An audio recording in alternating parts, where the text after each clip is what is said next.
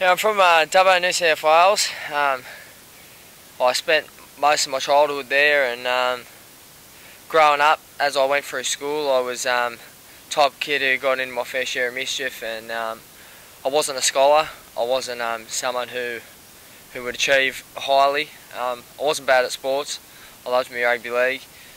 Played a lot of rugby league, and being told a lot as when I was young that I wasn't that smart and stuff like that, that sort of stunted my growth emotionally a bit. And as I got into my early teens, I started going under the influence of mostly marijuana until I hit the age of about 15, 16, and I started using amphetamines.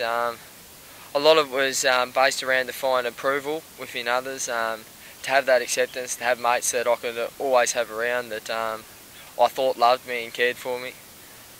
By the time I was 17, I was experimenting with prescription medication, morphine, having dips and dabs of heroin, and in 2011 I went through a year where I'd overdosed twice, one of those being hospitalised, and yeah, very close to killing myself, and sort of woke me up for a little bit and got me away from the prescription morphine and stuff like that. But I got introduced to ice then, and it's where I hit a downward spiral big time.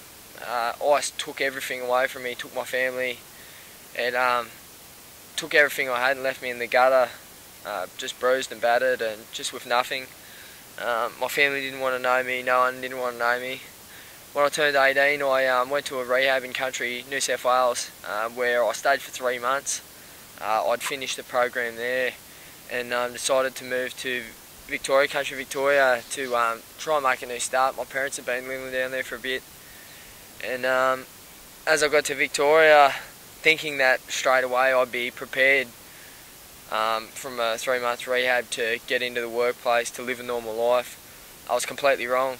Not only was I still emotionally stunted from my youth, from things I was told I was when I was younger, that I was told I was no good, that I was told I'd never amount to anything. That really affected me in the workplace. I had 2 jobs. The first job I got fired from. I was welding, and I'd used a lot of violence in my life, and I got violent with one of the workers, and I got kicked out. I got fired from the job. And my second job I went into, I just started. I was having a real trouble. I had no friends in Victoria. I didn't know anyone. I was quite lonely. Just looking for love, and I got introduced with some mates and stuff, and got back into the drugs quite quickly, and that's when I got my second job. And as I was doing that second job, I started selling ice again, and getting right back into the ice. I'd stopped going to the gym and doing my normal things that sort of kept me on the right path, and just took the completely wrong path. And that went on a massive spiral, about a 7 or 8 month spiral, to the point where I was in the lowest of low places. Last Christmas had went by, I was by myself at Christmas time. Very suicidal, very lonely. Selling drugs was the only way I could get acceptance of people. I'd have the love, very shallow love, it wasn't real love, nothing like that. And yeah, I was just at a low spot at life. I had nothing. Nothing but the bag of clothes I had, and yeah, the drugs I had to support my habit, and to try and have the friends I wanted, and have the support I wanted. And yeah, at a very low point, I was going through court at the time and stuff. I went and seen a friend of mine and just said, look man, I'm down and out. I'm either going to end up in jail, or I'm going to kill myself soon. And he said, look, I know a place, and it's a pretty rough place, and it's a Christian-based rehab, but if you want to give it a go, I'll get you the number. And he rang up a bloke here, and they gave me the number, and I didn't really want to come. I was talking to one of the mentors here on the phone, and I was sort of quite rude to him.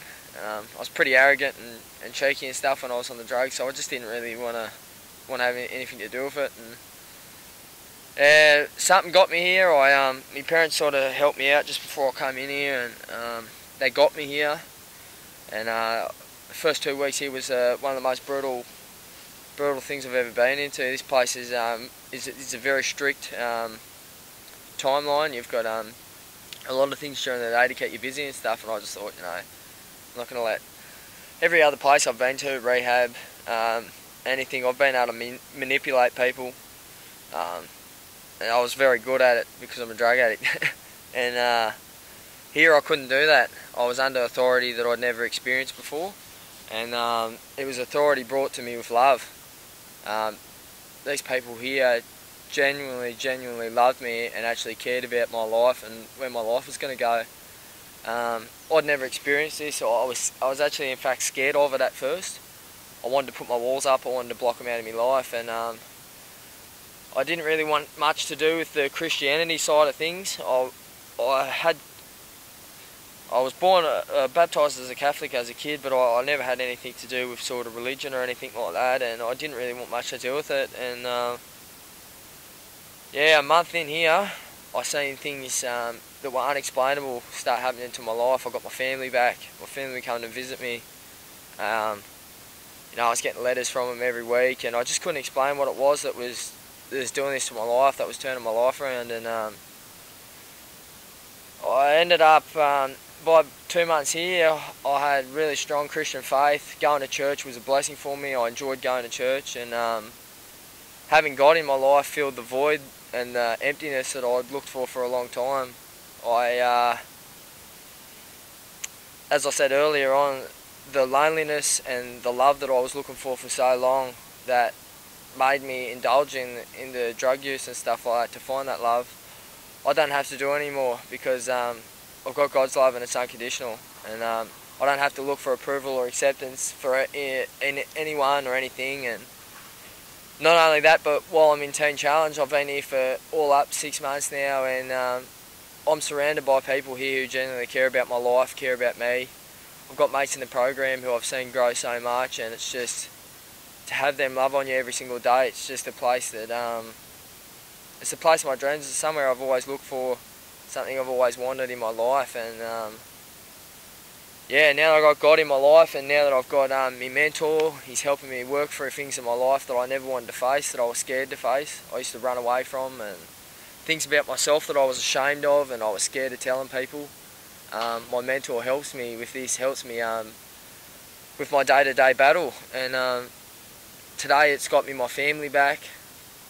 I've got 3 meals a day, I've got a bed to sleep in. I'm in a safe environment, I'm in an environment where people love me and care about me. If I ever need help, if I ever need to go to the doctor, if I'm ever sick, my needs are met here. And the love and acceptance is met too. Like, I'm loved here like I've never been loved in my life, and not only has that reflected on my life here, but it's reflected on my life on the outside. My parents, I've had a relationship with my parents since I've been here that I've never really had. I'm repairing a relationship with my brother that I've never had, and just with my whole family. It's just amazing to see the turnaround that can happen in my life through this place and God. And yeah, I just thank Teen Challenge for it. If it wasn't for this place, I'd be in a very low place, if I was even still alive. Yeah.